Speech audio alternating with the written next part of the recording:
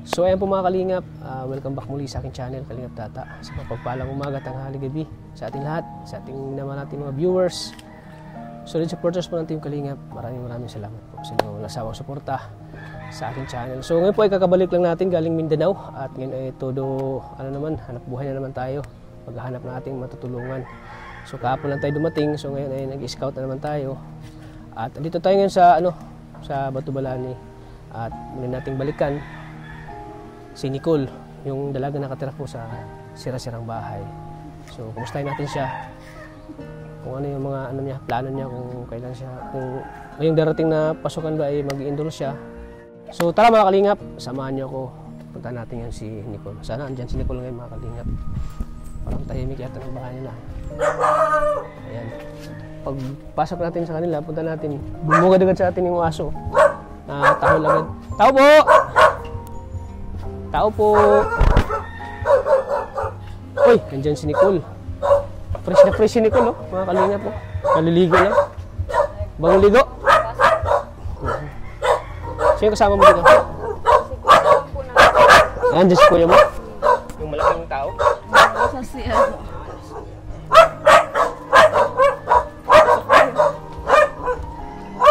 Talaga yung mga pasok na magnakaw dito. Pasok na magnakaw sa mga asa.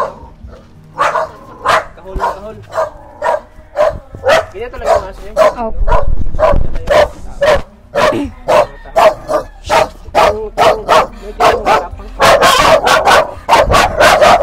Malakas pa yun dito?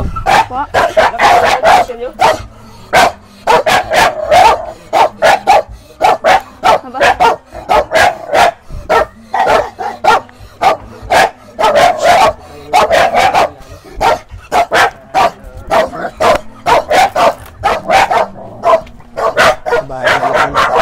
Pasok tayo. Nagiba na yung higaan.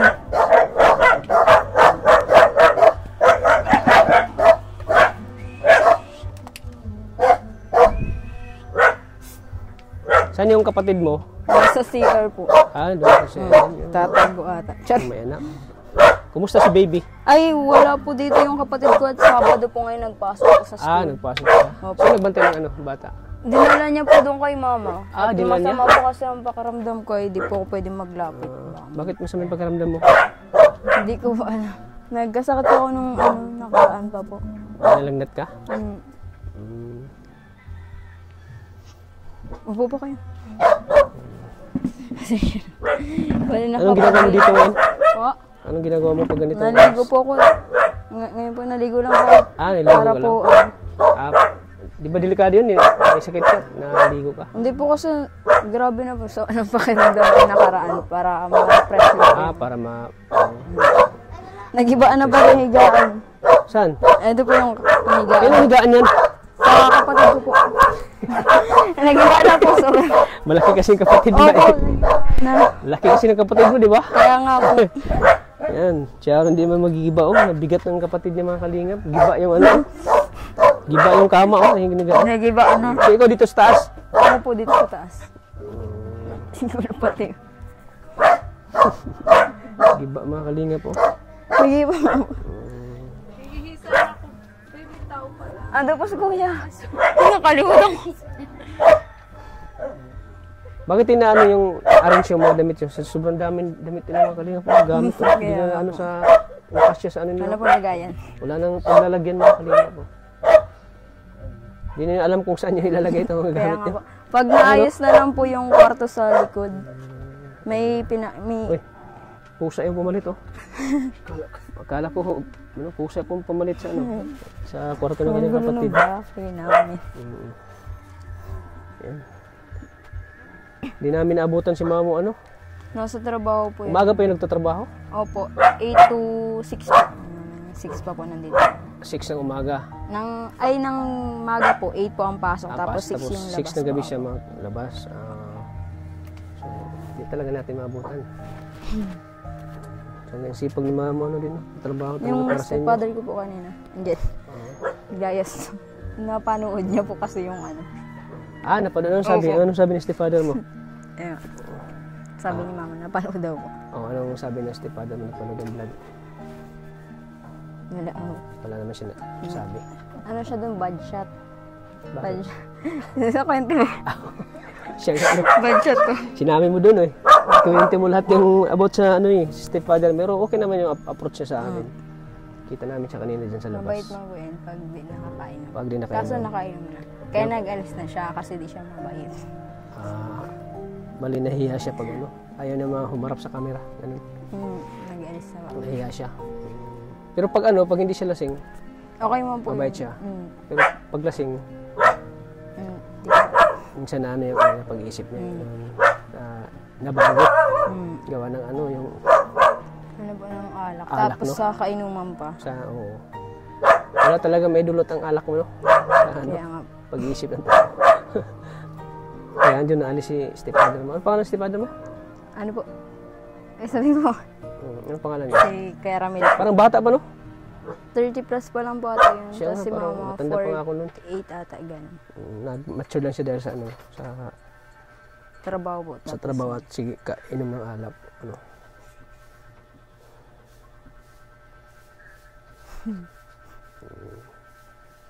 Hindi ko po alam, makapunta po pala kayo. Nasurpresa ka Nagulat ba po sa pati ako. pupunta namin dito? Opo. Kala ko nga po sila naghahanap kaya naliligo. Pero narinig mo yung ano, boses namin doon sa labas. Na, Babae lang po narinig ko, kaya akala ko po classmate ko or kaibigan. Kaya sabi ko, wait lang. Siya nga po, akala ko po boses kaibigan. niya Maria. Mm. Wala kasi si boses niya. Oo. Kaya akala ko po, sabi ko, Galing pa ko ng ano, Mindanao. ay siya po. Nag-uwi ako sa amin at dito kakabalik ko lang din. Scout agad ako. Ikaw yung una naisip ko na balikan dito.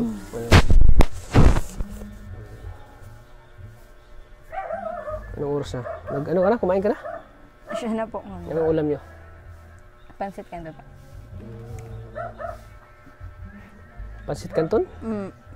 Yan ang talagang madaling ano nila, lutuin na. Pansit Canton. Pansit kanto lang po. Makape po kayo, baka gusto niyo po magkape. Sige, mamaya na lang. Mainit po ang tubig. Sobrang dami ng gamit na mga kalingap. Di ay nagbili ng drawing na, lumang-luma na rin, mga kalingap. Siksikan niya ano dito. Elementary pa po. Siksikan yung mga gamit, oh. Ay, elementary ba? Yung gamit niya? Mm. Marang ayos na yung paglalagyan. Buti wala. Safe ka dito, Big. Okay man lang po. Pero ano, kasi yung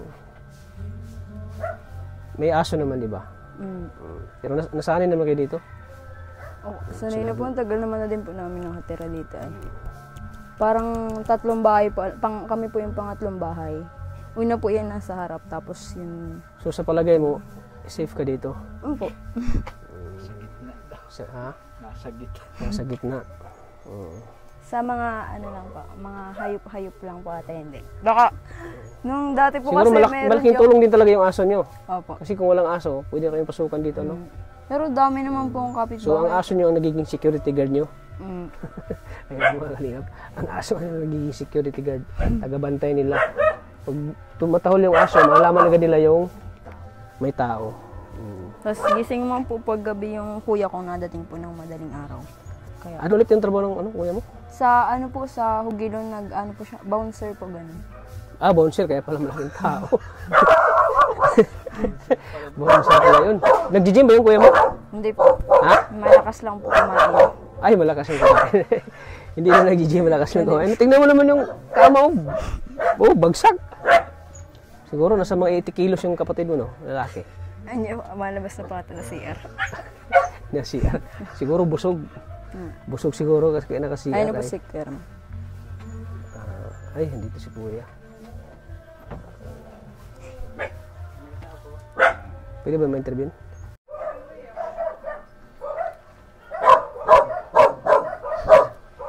So, ayun mga kalingap. Buti ano, sa ganitong kalagayan yun, hindi mo pinaya. Estado ng buhay niyo dito. Ano po? Buti hindi mo kinaya yung kalagayan niyo dito. Hindi po. Mas nakakaya man po siguro pag walang tinitiran po. Yung iba nga po, may iba pa man po siguro mas ano po sa amin. Saka at least po, kahit ganitong bahay namin, magkakasama po kami nila mama. Masaya kayo. Nakakaraos May mga namin. may mga kamag-aral ka na ba na pumunta dito?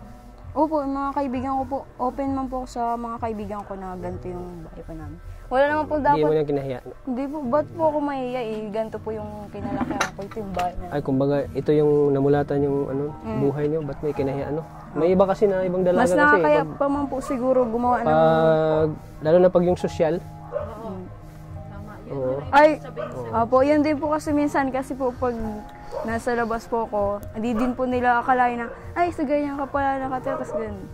Ano man lang po, okay man lang po kasi, Anong naramdaman mo pag narinig mo sa ano nila na ganyan? wala po, Mga okay sinasabi lang nila po. sa'yo. Mas nakakaano pa nga po, nakakatuwa kasi, syempre, ganito na nga po yung bahay namin, tapos, pag pumunta pa ako sa labas, ipapamukha ko pa ba sa ibang tao na ganun yung kalagayan po namin na, hindi naman po porket mahirap baga po wala ng karapatan sumuot ng maayos, desente, ganun po. Pag nasa labas po kasi ako, di din po nila akalain, ay, sa ganyan ka pala nakatira, akala ko mayaman ka, ganyan. Ganun po yung... Nakakita sa'yo yung dawi ka magsuot ng damit, yung parang mayaman ka, tapos nakita nila yung kalagayan na ano.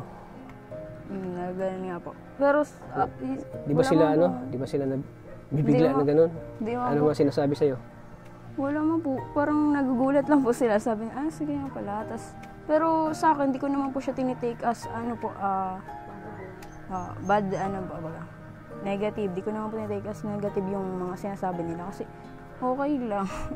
Okay man lang po sa akin kasi di ko din makalain na ganun. Kasi meron din po mga kaibigan na mayayaman po, ganun. Parang mga ano po. Siyempre may mga classmate na yun, matapobre ganun. Ay, wala man po kung Wala naman classmate na yung mga ganun. classmate na ganun. Kasi friendly po ako ay kapag pag gusto po nila ako kasama, di sasama ko po sila. Tapos dinadala ko po sila dito sa bahay, yung paggagawa po ng project. Ganyan, dyan po kami sa labas. Dito mo sila dinadala? Sa labas po kami. Minsan nga po, may mga kaibigan ko, pag pinalayas ng magulang, tinatanggap ko po dito sa bahay. Dito sila, no? Sinasabi ko po kay mama. Kaya po ganyan. So parang naano sila sa'yo, na Sanay po sanay sila. na sila sa'yo na ganito Na kalagayan nyo. Hindi ko naman po tinatago na, uy, ganito lang bahay namin, nakakahiya. Hindi ko naman po Ganun yung sinasabihan mo sila na, uy, huwag kayong pumunta doon kasi ano, Hindi po ako ganun. sinasira po yung bahay namin, ganun. Ang inaano ko po kasi sa kanila, para aware po sila na, kasi po pag may pera din po ako, sige lang din po akong bigay, ganyan. Kasi nagtatrabaho po ako eh. Kapag yung kaibigan ko, walang ganito, ganyan. Nabigay po ako. Kaya iniisip din po nila dati, nung di pa sila nakakarating din sa bahay, mayaman po ako, ganito, ganyan. Kasi po, ganun nga po ako sa pera. Para sa akin, yung pera po kasi kinikita eh. Kaya nagtatrabaho naman po ako. So pag may pera po ako, hanggat kaya ko pong magbigay, nabigay po talaga ako yung pera na pinagtatrabahoan mo, pansarili ko po yun. Nabigay po ako kay mama, pero yung para sa pag-aaral ko is ako na po nag-aano doon. ikaw na nag-ano. Parang ganun man po kami lahat. Yung kapatid ko pong bunso, si kuya, nung nag-aaral pa po siya. Kapag para sa school, sa amin na po yun. Na si mama na po sa ganito. Kaya parang di rin naman po nahirapan si mama sa amin sa ano. Kumbaga tinutulungan niya si mama. Pero ngayon, wala ka pang trabaho? Ngayon po, Stop ka nag-stop po kasi ako sa pag-aaral. So parang sabi ko, mapahinga po muna ako kasi sobrang napagod po ako dun sa pag-aaral sa daet. Nahirapan po ako. Pero ngayon po, mapasok po ako dun sa Santa Elena South Road po. Dun po sa business po ng kaibigan ko, ng Krispy Kreme. Okay lang po ba banggitin nyo? Mapasok po ako ngayon sa pagkatapos lang po ng birthday ko. Magtatrabaho ka ulit? Ma-opening po sila. Opo. Matrabaho po ako. Para po habang bakasyon, makaipon po ako ng pera para sa ka muna. pag-college po. College mo. Kailan mag-enroll? College? Kailan mag-enroll? Hindi ko lang po alam kung kailan po yung labas ng result po sa CNS. Pero tuloy na yung mo, pag-aaral mo. Pag nakapasa po ako, ma-aral po ulit ako. Pero pag di po, hindi ko lang po alam kung Ewan ko po kung ma-enroll ulit ako sa daet po kasi ang hirap po kasi pag Diba sabi mo nung unang vlog namin, mag-transfer ka? Oo, transfer po pero kailangan ko pa po makapasa sa exam. Pag di po ako Nag-exam ka pa? Naka-exam na po ako. Pag di po ako nakapasa doon. Nag-exam ka na? Opo. Bago po waiting ka na lang sa sa result. Sa result po. So, Pag while waiting ka sa result mo, so for the meantime, mag-ano ko muna. Opo, Tatrabaho ko muna matrabaho po ako sa para Crispy Queen. if ever po gusto ko mag-aral tapos hindi po ako nakapasa dun sa school na inano ko para po makapag-enroll po ako sa college sa DAIP. Makapag-tuition na. So, Tas- mag-pray lang tayo na makapasa ka. Hmm, Para dito ka lang sa malapit. kaya nga po. Hindi ka na sa malayo. Kasi malayo dun sa diet ay Kaya nga po. Tapos pamasahe. boarding na naman po. Boarding house ka na naman. Di ba may college din yan? Siya na po yun na po yung enroll. Na doon po ako nag-enroll. Opo. Sa Kansat po. Naman lang po ang college dito sa meron po sa Labo. Ganun. Doon na po ang sunod na mga. Oo, maging practical ka. Practical nga po po. si Ganun. practical po si Nicole. At nakabilib ka Nicole ay talagang dumidiskarte, gumagawa ng paraan para maghanap buhay. Tapos ang plano niya ay mag-ipon daw siya ng pera para pag darating na pasukan ay meron siyang panggastos Mhm. Ayan, sana yung makapasa ka ng mo, exam mo. Sana po. Nakapasa po yan. Positive. Oh, positive lang lagi, no? Opo. Saan mo natutunan yung pagiging positibo? Siguro po sa pagtatrabaho po sa palengke. Kasi po, Palengke? opo, nagtatrabaho po. Ay, nagtatrabaho ka rin? Grade 6 pa lang po ako, nagtatrabaho na po ako sa palengke. Ay, grabe. Kaya po, ang mga nakakasama ko po doon, mas mga matatanda po sa akin, mga matured baga po, mga nanay, ganyan. Kaya po, doon ko po natutunan yung ganun. Dapat laging positive lang. Positive lang. Ay, grabe. Nakakabilib yung mindset niya, ni Nicole. Positive. Kasi pag positibo tayo, Mas talagang, nakaka-attract po ng mas kumbaga, hindi ka naging negatibo. Lagi kang positibo sa mga anumang bagay na mangyayari sa buhay mo. Kaya, positibo lang tayo lagi. Lalo sa mga pangarap natin, Huwag tayong maging negatibo kasi pag negatibo tayo, talo tayo. Natin matupad yung pangarap natin. Pero kung positibo tayo sa buhay lagi, may mararating tayo. Kasi kahit na mahirap, positibo lang, go lang tayo, go. Kahit na nahirapan tayo, go lang. Kasi andyan naman si Lord para sa atin. Kaya humahanga ako sa iyo, Nicole, yung pagiging positibo mo sa buhay. Malayo ang mararating mo, Nicole. Kasi, sa murang edad mo, ilang taon ka nung nagtatrabaho sa palengke? Yung grade 6 po ako nag-start. Isipin mo, grade 6, Kasi po, nagtatrabaho na siya. Nung una, nagtitinda lang po ako ng maruya. Tapos nagbakasyon po nung grade 5 po ako. Tapos sabi ko kay mama, gusto ko po. Pero hindi po kami pinilit ni mama na, magtrabaho ka kasi kailangan. Wala pong ganun nangyari. Ikaw mismo? Opo. Nagsabi po ako kasi po, nagtitinda po ako ng maruya. Parang gusto ko lang po. Nagasali po kasi ako athlete nung dati po. Athlete ka? Opo. Anong sports? Running po, tapos Running? badminton. Mabilis ka palang tumakbo. Ngayon po, badminton na lang po kaya ko. Hindi na po kaya. Hindi mo kaya mo tumakbo. Ano yung mga tinatakbo mo? 100 meter? Sa lang po, Sa mga school lang? School lang po. Tulad ng mga entrams, ganun, sumasali ka? Opo, sa entrance lang. Tapos wala po akong sapatos nun, kaya sabi ko, parang hindi sapat yung pagtitinda ng maruya, tapos gusto ko po makabili ng sapatos. Ang sapatos po nung dati, 180 ko po ata nabili yung unang-unang sapatos ko po nun, at nagtinda pa po muna ako ng maruya para makabili nun. Para makabili ka? Ay, grabe, makakalingap. Tapos, ang ginawa ko po, sabi ko po kay mama, gusto ko po magtrabaho kasi nalaman ko po sa palengke, yung rate po nila is 100 pesos a day. Parang gusto mo magkaroon ng kita, sarili mong kita. Ganun. Opo, kasi po gusto ko nga po Hindi ka nag-depend kay mama mo. Ganun. Sabi ko po, gusto kong mabili yung sapatos. Ayun, gusto mo mabili yung gusto mo. Tapos sabi ko, gusto kong magpasok dun sa palengke. Tapos sabi ni mama, baka daw pang mga child labor pa ata yun. Bawal po kasi, di ba? Ilang taon ka nun? Grade 6 po ako baka. 12 po, ganyan. Pa 12 ganyan. At bakasyon po ng grade 5 ay. Tapos, nag-try po ako magpasok. Tapos, sakto po yung yung taga dyan po sa barangay namin sa baba. May pwesto po sila sa palengke. Tapos, tinanong ako ni mama, doon kung pwede akong mag-extra muna po kasi bakasyon baga po. Tapos, sabi nun, nagpayag po kasi sakto, wala po silang tendera. Tapos ako, parang gustong-gusto ko po talaga. So, doon po ako nagsimula po ako din magtinda. Tapos, akala ko po, di na ako papapasukin. Inatuwa po sa akin. Pinapapasok na po ako hanggang sa, kahit may pasok po pag umaga, mapunta muna po akong tindahan, mabukas po ako. Tapos pagka-uwi ko po, uwian po ng hapon sa school, masara po ako, matulong po akong magsara, tapos bibigyan po ako ng 50 pesos. Kaya kinamaga, may pambaon na po ako. Grabe na. Ganun po yung ginagawa ko. Nakakabilib. Hanggang grade 8 po ako ganun. Tapos nagkaroon baga po ng pandemic. Nung pandemic, dire-diretso po ako sa palengke nagtatrabaho. Pero pag patindahin kayo ng maruya, magtitinda ka pa rin ba? Di na. Hindi na. Ka na. Nahiya na.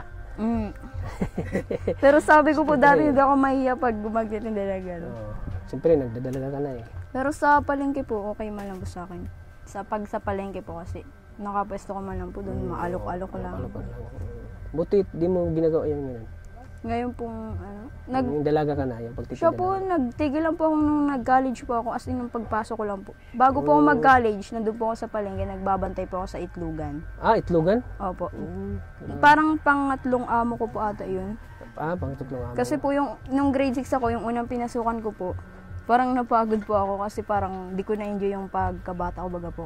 Parang nainggit po ako doon sa mga bata pag naglalaro sila, tapos parang napunta na po yung sabi ko, gusto mo Parang hindi mo na-enjoy yung mo. Opo, yung di na po nakakapaglaro kasi grade 6 pa lang po nagtatrabaho na. Tapos hanggang grade 8 po. Kasi nagtitinda ka na ng hanap buhay na yung nasa isip mo Opo.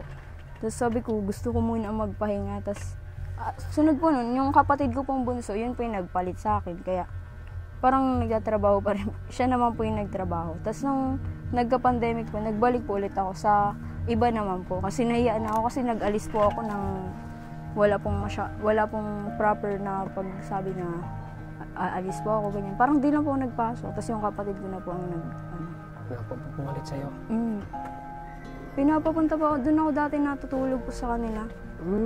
Parang tinuturing po ako na na anak-anakan po nung anak ng mama ko po. Magkasama po kami sa kwarto, ganun. Kaya po parang ang swerte ko po nun sa mga naging amo ko po kasi ang babae po nila sa akin. Sa mga pag kailangan po ng sapatos po, ganyan, diniregaluhan po ako. Kaya ang hirap din pong alisan kahit baga po mababa yun sa akin. Kasi nagkakaroon na po ako ng alam eh. Parang sabi ko, parang ang liit na ng Saudis. Tapos ako sa akin, okay lang kasi mabait po sila sa akin kaya hirap din po akong magalis. Tapos sunod, doon naman po ako sa naging best friend ko po yung anak. Hanggang ngayon po, best friend ko siya kahit di na po nagtatrabaho sa kanila. Nagtrabaho din po ako doon. Parang 1 year lang po ako doon kasi nagkaroon din po ng sakit magpapasko. Marami ka na palang experience sa pagtatrabaho. Sa mura mong edad, no? Sa palengke po. Lumaki mong palengke. Sa palengke. Bakit mo ginagawa yan? Pagdidiskarte? Para po, magkaroon ng mabili ko po yung gusto ko. Tapos para hindi na rin po ako kay mama dun para sa mga kailangan ko po sa schools, ganyan. Tapos para po makadagdag din po sa bahay pag kailangan ni mga ganyan. Sa ilaw, ganyan. At syempre, kami man lang din baga po, magkakasama. Kaya kami na lang din po magtutulungan. Para din na rin po mag-aasa dun kay Papa. Sa stepfather mo? Sa Papa ko ba. Pero natulong man din po yung si Kuya Ramil pag okay po siya. Bali nagbibigay din po siya ng nabigay po siya pag sa araw-araw. kaya lang pag nalalasing siya. Yun lang, problema. Pag nalalasing. Di ko nakabang. Pumapanood. Siya nakakabilib si Nicole, mga kalingap. Grabe talagang masipag siya. Masipag si Nicole. Kailangan po. Kasi yung kasipagan kasi natin, madadala natin ng pag Wag yung experience. Experience. Pag nakapagtrabaho na tayo sa mga company, ganun. Siyempre, maging pulis, di ba? Pag maging pulis ka na, alam mo na yung hindi ka na mahirapan. Kasi, lumaki ka sa pagtatrabaho. Pagdidiskarte sa paghahanap buhay. Kaya, nakakahanga po si Nicole, mga kalingap. Talagang, madiskarte sa buhay. So, anong plano mo pag, naging pulis ka? Anong buhay na ibibigay mo sa mama mo? Siyempre maganda. Nangangarap din ako dapat maganda naman. Oo. Pag naging pulis pa ako. Libre lang mangarap, di ba? Opo. Walang masamang Mataas na mangarap. dapat. Mm. Mali mo, mas mataas pa po yung ibigay ni Lord. Oo, di ba? Basta ano, mag-pray ka lang lagi kay Lord. Opo. Kasi lahat naman ginagawa mo ay para sa pamilya mo at alam naman ng Panginoon na ano, ang lahat ay ginagawa mo para sa pamilya mo. Pero sana nga ano, maano yung bahay nyo. Ano mong pinakauna mong priority pag ano, bahay? Po? Bahay. Pagawaan mo sila ng bahay, mama mo. Mapagawa ka ng bahay. Hindi po sa akin, para sa akin po, pag nagkaroon po ako ng pera, halimbawa ba nagkaroon po ng pera, hindi po bahay ang unahin ko. Ano? Negosyo po. Kasi para... negosyo? Bakit? Opo, Bakit negosyo? syempre po, may pagkukunan po. Halimbawa, nagkaroon po ako ng pera. Ayaw mo muna ng bahay. Huwag muna. Kasi po yung bahay, pwede pong unti-untiin. Kasi Pero pinaka-importante kasi yung bahay ay. opo, pero hanggat kaya pa naman pong tirahan, bakit po bahay agad? Saan ka po kukuha ng pansunod? Halimbawa po, panggasolina, patayo mo po yung bahay, pero wala ka namang income na pagkukunan po. Kaya po para sa akin, pag nagkaroon po ako ng pera, negosyo po muna. Negosyo. Tapos pag habang may negosyo po, yung pwede po yung tubo dun or yung dun po magkuha ng pang unti-unti po pagpagawa ng bahay. Ganun po yung nasa Anong naisip mo negosyo, Nicole? gusto ko po apartment po. Ay, apartment, grabe. Uy, Opo. Kasi po, malaki yung magastos mo doon, milyon. kaya nga Kaya po, mo ba? pero Oo. kaya po yun pag Kaya. may trabaho. Oo, grabe na ka. Grabe si Nicole, mga kuya. Positibo Apartment lagi. po talaga. Tas, Apartment? po malapit po sa Bakit school. yun ang ganun.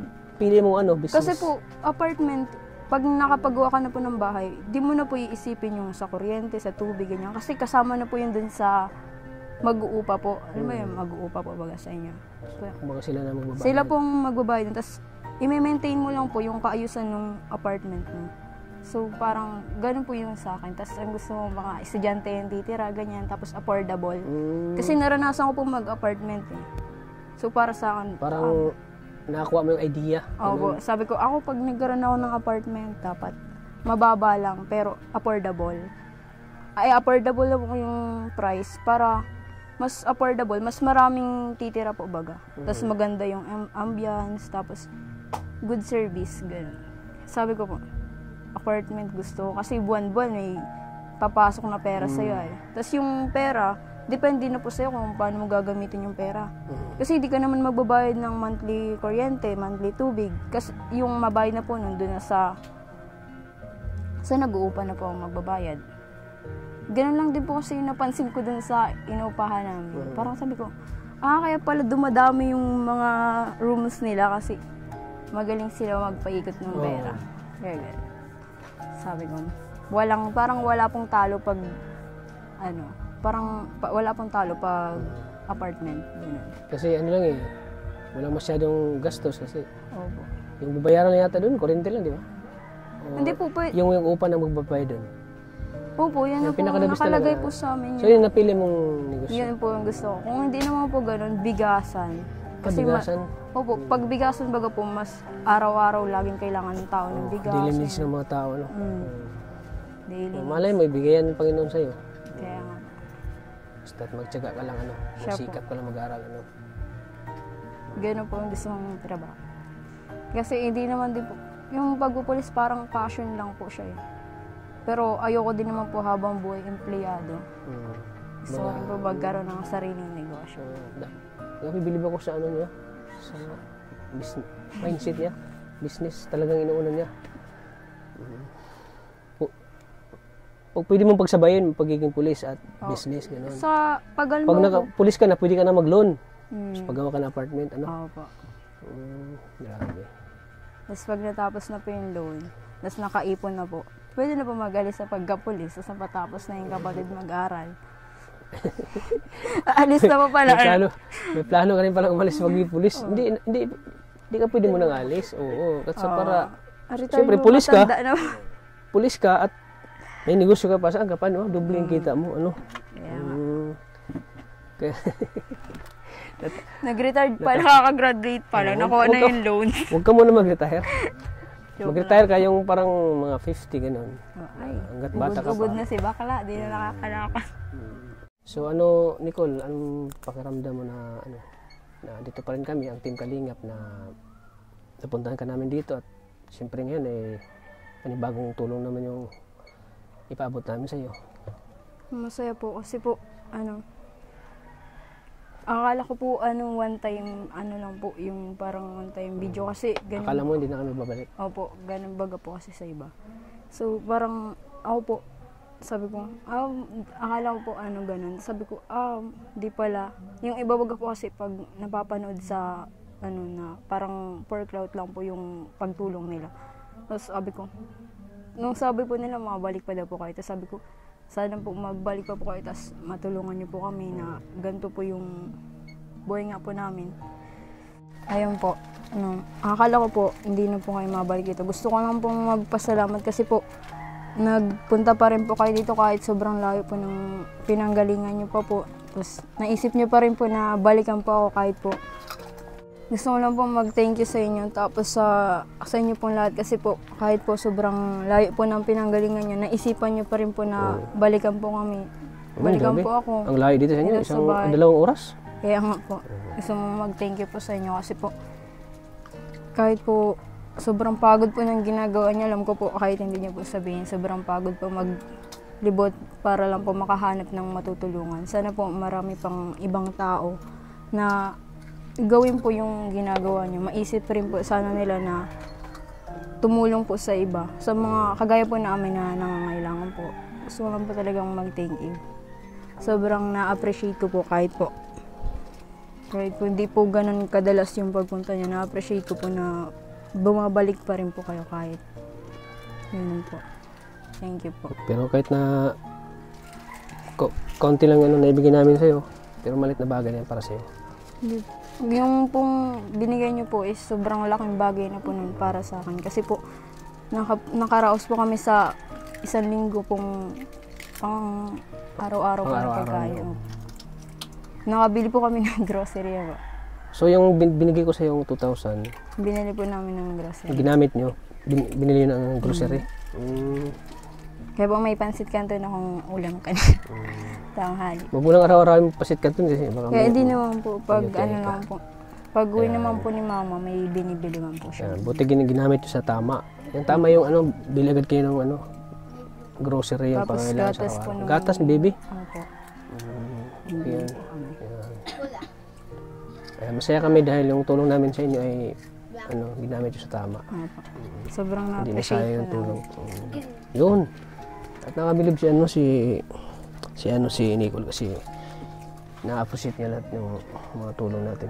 Yung tulong natin sa kanya. Yun, dapat yun ang tularan niyo si Nicole, Pag nabigyan natin ng tulong ay talagang bukal sa puso yung salamat niya sa binigyan natin tulong sa kanya.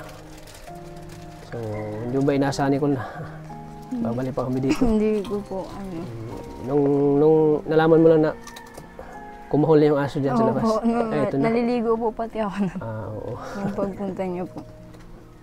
Thank you po. So, hindi lang itong huli na pupunta namin dito. Siguro, babalik pa kami dito. So, ngayon, kaya dito kami para bigyan ka ulit ng tulong. Para sa pangangailangan nyo dito araw-araw. Kasi nakita naman natin mga kalingap. Tingnan mo. Yan. Pakita mo yung kusina nila. Sira-sira na mga kalingap. Lagpasan. Deserve talaga nila ng tulong mga kalingap. Sana matulungan natin si Nicole mga kalingap. Sa mga nakapanood nito, sana sa may mga ginintuang puso dyan, sana matulungan natin si Nicole. Mabigyan natin ng tulong, pinansyal. At siyempre, Baka may talent siya. nag-iipon pa siya. May talent ka ba? Wala po. Anong talent mo? Kanta? Hindi po Marunong ka marunong magkanta? kumanta. Kumain. Apa. Kain na palang talent niya. Nag-sports lang po. Magkakasundo kayo Maria sa talent pagkain. So ayan, bibigay ko ulit sa iyo Nicole ng kaunting tulong. Sana makatulong to sa iyo. Paano yung tats pa nagkatrabaho na siya? Hindi ka na lang mag-vlog dito. Kakain na lang kami doon. Saan ba yun? Santa Elena South Road po Ay, yan. ang layo. Ang layo. Saan yung banda? Papunta, Pero biyahe pag, papunta ano, Manila. Mauwian man din po. Pag weekend, nag-uwi ka dito? Opo. Nag-uwi ka Once dito? a week lang. Once a week. Chat ka lang namin. Pag ano. Ibigay mo sa akin yung Facebook mo. Sige po. Para din po dun pag dumating po yung kaibigan ko po. Tama pala yung kaibigan mo din, di ba? May gusto din siyang, patulungan din yung kaibigan niya. Mahirap talaga yun, mahirap. Opo. Ano po kasi, 4 po sila sa college, 3 po sa college, 2 pong high school na lalaki. Tapos, isa lang po, yung papa na lang po nila, solo parents na po yung papa nila na nagtatrabaho. Namatay po kasi yung mama niya. So, ginagawa nilang division ng ito lang kortina lang makalingap na. Kami na mag-aasawa. Huwag ka muna mag-asawa, huwag ka muna mag-boyfriend ha. Hindi po. Hindi ka nagugustuhan dito. Hindi mo po. Wala ka bang wala naman nagka-crush sa'yo dito? Ay, marami. Marami? Maganda kasi Nicole eh. Walang lalaki na hindi magkagusto kay Nicole. Oo, Susi ko. Mukha nga siyang yayamanin. Oo nga, maputi. Tapos pag manamit, parang Diyosa, parang mayaman talaga eh. Pero di natin alam dito pala siya nakatira sa bahay nito. Kaya marami nag-ano sa kanya na mayaman daw siya eh. Sabi ko naman. Tapos pag nakita niyo yung kalagayan nila dito, nagulat sila. Ha? Dito ako nakatira? Ganun mga reaction. Hindi bagay sa kanya. Pero pangarap mo rin. Magkaroon ka ng magandang bahay. Opo. Alam mo ang pangarap niya? Magkaroon ng sariling business apartment. Yun ang gusto niya. Malay mo, ibibigay ng Panginoon niya sa iyo. Ano? Opo. Lahat ng hihilingin mo ay matutupad yan. Basta, ka lang, porsigido ka lang mag-aral. Positive lang lagi. Opo. Walang mahirap, basta kakayanin. Walang mahirap basta may pangarap.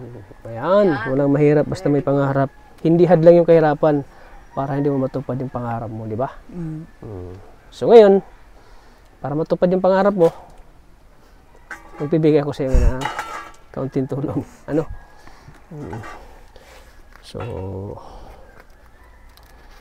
So dati pa rin, sana makatulong to sa iyo, 2,000 pesos, Nicole. Thank you po. Kuya Tata. Anong masasabi mo ngayon, Nicole, na may biyaya ka pa rin na galing kay Kuya Tata? Maraming salamat po kasi po may pambili naman po para sa gatas ni baby at wala na po, ubos na. As pambili po ulit ng bigas.